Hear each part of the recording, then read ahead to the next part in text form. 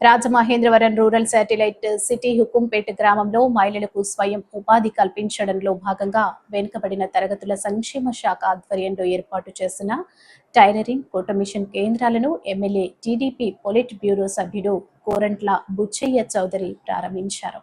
ఈ సందర్భంగా ఎమ్మెల్యే గోరంట్ల మాట్లాడుతూ గత ప్రభుత్వం మహిళలకు స్వయం ఉపాధి చేకూర్చే అనేక పథకాలను నిర్వీర్యం చేసిందని, మహిళలకు అందించే కుట్టు మిషన్లు, అనేక రకాల పరికరాలు గోడౌన్లకి పరిమితం చేసి ప్రజలకు అందించకుండా పరికరాలను నాశనం చేశారని అన్నారు.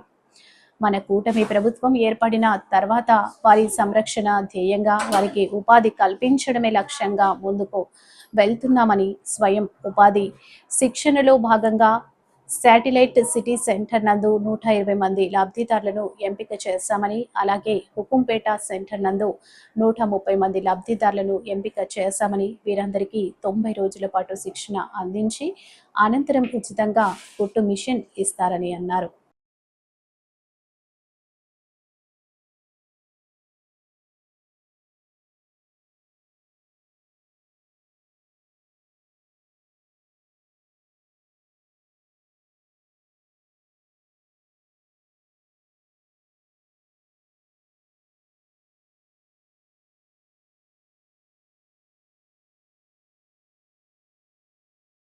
నాలుగు గ్రామాలు సంబంధించారు. త్వరలో ప్రత్యేకించి ధవళేశ్వరం ఒక క్యాంప్ పెడదాం సార్. ధవళేశ్వరం పెద్ద గ్రామం, అక్కడ సెపరేట్గా ఒక క్యాంప్ పెడదాం, వాళ్ళకు కూడా ట్రైనింగ్ ఇద్దాం. ఇవాళ ఒకటి రాబోయే ఒక సంవత్సరంలో ఇంటింటికి ఉచిత గోదావరి కూడా ఇస్తున్నాం. ఆల్రెడీ ఉన్న వాటి గోదావరి కూడా ఇస్తున్నాం.